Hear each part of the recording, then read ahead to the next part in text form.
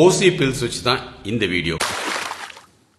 நிறைய பேர் ஓசி பில்ஸ் எடுத்துக்க மாட்டீங்க, பட் இது தெரிஞ்சுக்கோங்க. நான் ஃபர்ஸ்ட் ப்ரிஃபர் பண்றது ஃபெமிலான். அதுல ஏதாவது சைடு எஃபெக்ட்ஸ் தான் கோ பேக் டு நோவலான் இல்ல கிரிம்சம் 35. காரணம் சொல்றேன், ஈஸ்ட்ரஜன் ப்ரொஜெஸ்ட்ரோன் பெண்கள் ஹார்மோன் மொதல் 15 நாள்ல வருது ஈஸ்ட்ரஜன், அடுத்த 15 நாள்ல வருது ப்ரொஜெஸ்ட்ரோன். இது ஈஸ்ட்ரஜன் வந்து அப்படியே நம்ம உடம்புல எவ்வளவு இருக்குமோ அதே தான் இருக்கும், 0.15 மில்லிகிராம் தான் இருக்கும். ப்ரொஜெஸ்ட்ரோன் அதுக்கு அடுத்தது வந்து 0.02, ரொம்ப மினிமல், வெரி வெரி மைன்யூட், கடுகோட சின்ன இதாக வச்சுக்கணும். நோவலான் இதுல கொஞ்சம் இதுவாக இருந்துச்சுன்னா then you go back to 0.3. இது வந்து யாருனாலும் எடுத்துக்கலாம். ஒரு கைனகாலஜிஸ்டோ இல்லை ஏதாவது லேடி டாக்டரோ இல்லை ஒரு டாக்டரை பார்த்துட்டு பிபி செக் பண்ணணும்.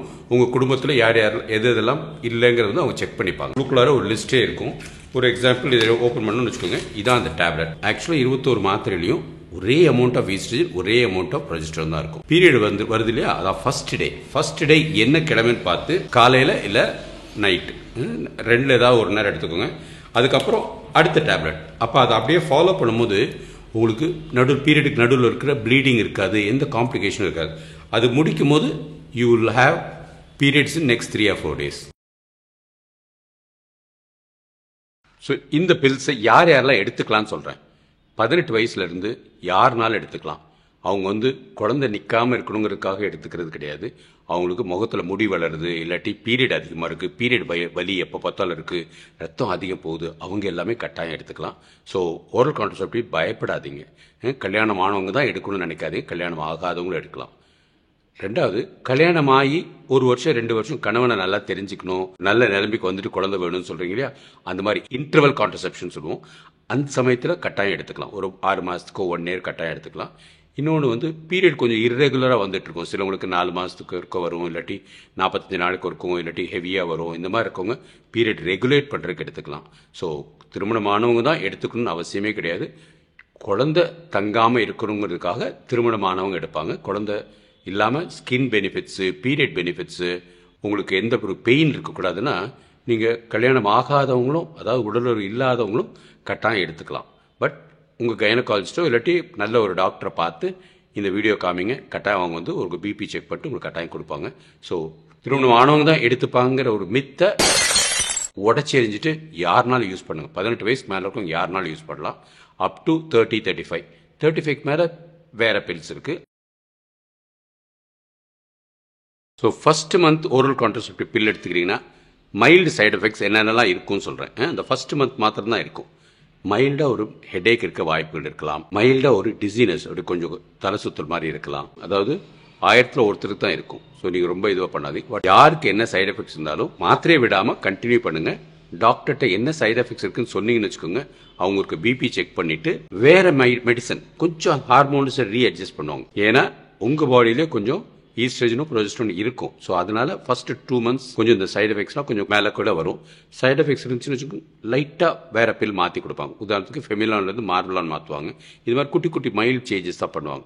பண்ணிவிட்டு உங்கள் பாடிக்கு எது வந்து நார்மலாக நேச்சுரலாக இருக்கீங்களோ அந்த பில்லை நீங்கள் 6 மாதத்துக்கு ஒருக்க ஒரு ப்ரிஸ்கிரிப்ஷன் வாங்கிக்கலாம். ஒரு 5-6 வருஷம் கண்டினியூஸ் சாப்பிட்றதுனால எந்த ப்ராப்ளம் கிடையாது. But every 3 months or 6 months you must see a doctor to check your BP for any evaluation. இதில் நிறைய குழப்பங்கள் இருக்கு. அதில் ஒரு குழப்பம் என்னன்னா, இது சாப்பிட்றதுனால இனிமேல் குழந்தையே பிறக்காதோ அப்படின்னு திங்க் பண்ணுறாங்க. முற்றிலும் தப்பு. கட்டாயம் உங்களுக்கு அந்த மாத்திரை நிறுத்தி அடுத்த மாதமே குழந்தை வேணும்னா you will become pregnant. There's no doubt about it. உங்கள் உடம்பை வந்து வெயிட் போட்டிங்கன்னா உங்களுக்கு குழந்தை உண்டாகாது. நம்பர் 2, இது மாத்திரை சாப்பிட்றதுனால உங்கள் ஸ்கின் வந்து சோர்வு அடைஞ்சிருமோ இல்லை ஏஜ் ஆயிடுவீங்களோ அப்படின்னு நினைப்பீங்க. அதுக்கு அப்படியே மாற்றுறது. It is a very skin friendly. யார் யாருக்கெல்லாம் முகம் வந்து ரொம்ப ஒரு திக்காக இருக்குதோ, ஒரு என்ன மாதிரி அழுக்காக இருக்குன்னு வச்சுக்கோங்க, கட்டாயம் நீங்கள் ஓசி பில் சாப்பிட்டீங்கன்னா டெஃபினட்டாக சாஃப்டாக அப்படியே வெல்வெட்டி ஆகிடும். ஆனால் ஒரு 3 months 6 months சாப்பிடணும். அப்போ தான் அந்த ஸ்கின்னோட எஃபெக்ட்ஸ் தெரியும், ஏஜிங் இல்லாமல் தெரியும் உங்களுக்கு. 3வது, இந்த பில் சாப்பிட்டா குழந்தைக்கு ஊனமுற்றம், அதாவது டிசபிலிட்டிஸ் தான் இருக்கும் அப்படிங்கிறாங்க.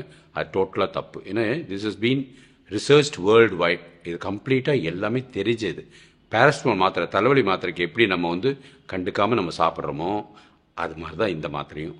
ஸோ ரொம்ப சேஃபானது, தைரியமாக எடுத்துக்கலாம். உங்கள் பேபியை எந்த விதத்தில் அஃபெக்ட் ஆகாது. குழந்தை அதுக்கு சம்மந்தமே இல்லை. அந்தந்த மாதத்துக்குள்ளே தான் இது வந்து நார்மல் டேப்லெட்ஸ் தான், கட்டாயம் சாப்பிடலாம். கொஞ்சம் பிசிஓடி இருக்கிறவங்க, கொஞ்சம் உடம்பு வெயிட் கூட இருக்கிறவங்க, ஒரு முகத்தில் பார்த்தா ஒரு ஆண்மைத்தனம் இருக்கிறவங்களா இருக்கலாம், கொஞ்சம் ஆண்மைத்தனம், அவங்க கட்டாயம் கிரிம்சம் 35, அதாவது அதில் மைல்டாக வந்து ஆன்டி டெஸ்டோஸ்டரான் இருக்குது. ஸோ ஆன்டி டெஸ்டோஸ்டரான் இருக்கும்போது அவங்களோட அந்த ஃபேஸில் இருக்கிற ஹேரு, ஸ்கின் வந்து ஒரு ஆண்மை இருக்கிறது, தொண்டை குரல் ஒரு ஆண்மை இருக்குது, அது எல்லாமே மாறிடும்.